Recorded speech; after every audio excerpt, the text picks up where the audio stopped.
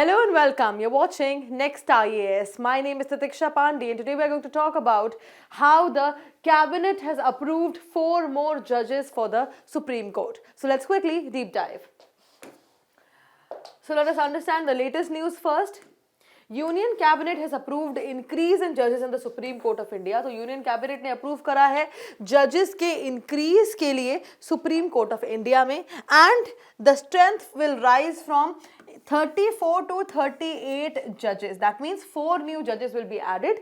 Now the decision was taken on 5th May 2026 and इसका जो main M है वो ये है कि जो पेंडिंग केसेस हैं, आप सभी को पता है कि इंडिया में, भारत में पेंडिंग केसेस का नंबर बढ़ते ही जा रहा है, एंड पर जज there are many cases, and that is why this was to address rising pendency of cases, that is around 92,000 cases. Now the move expected to improve efficiency and faster disposal of cases.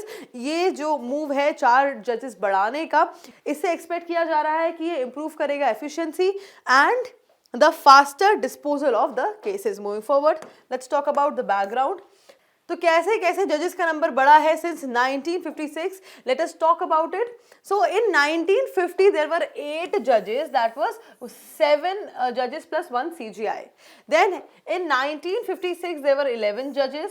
Then in 1960 there were 14 जजेस. Then in 1977-78 there were 18 जजेस, and 1986 there were 26 जजेस.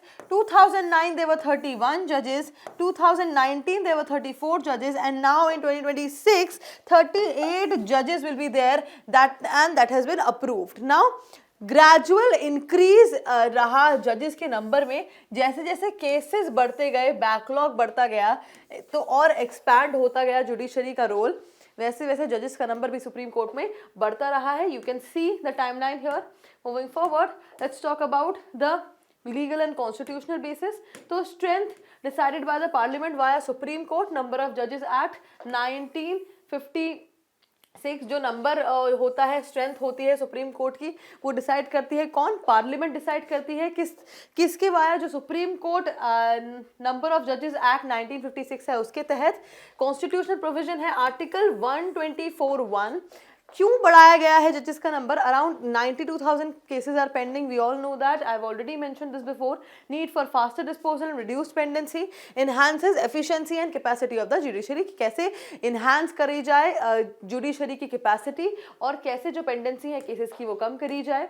92,000 को, जो बड़ा सा number है आपके सामने, उसको कैसे नीचे लाया जाए.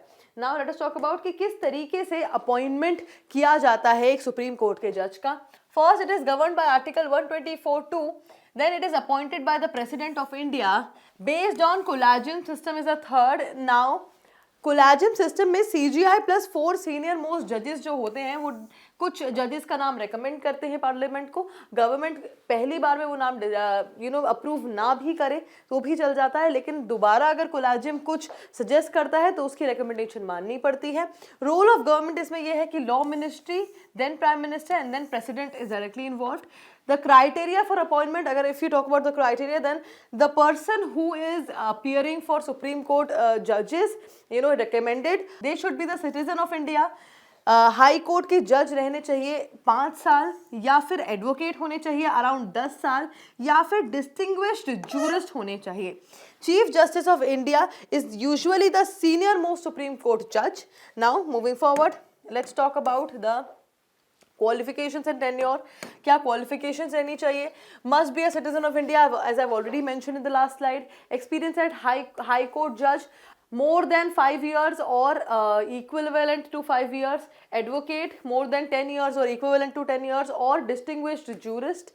The tenure of a Supreme Court judge is the Supreme Court judge retires at 65 years and can resign to the president directly.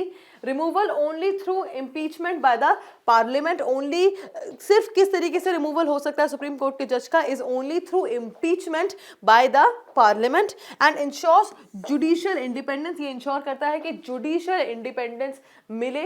So moving forward, let's talk about the MCQ for revision. We have talked about the whole scenario, कैसे 34 से 38 जजेस होने वाले हैं अब supreme court में. Approve कर दिया गया है पार्लियामेंट के द्वारा.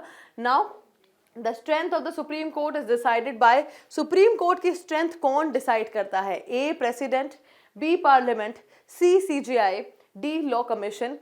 Whichever option you feel is the right one, A, B, C or D, do let me know in the comment section below. And that is it for today. I will see you in another deep dive video. Until then, bye-bye. Take care.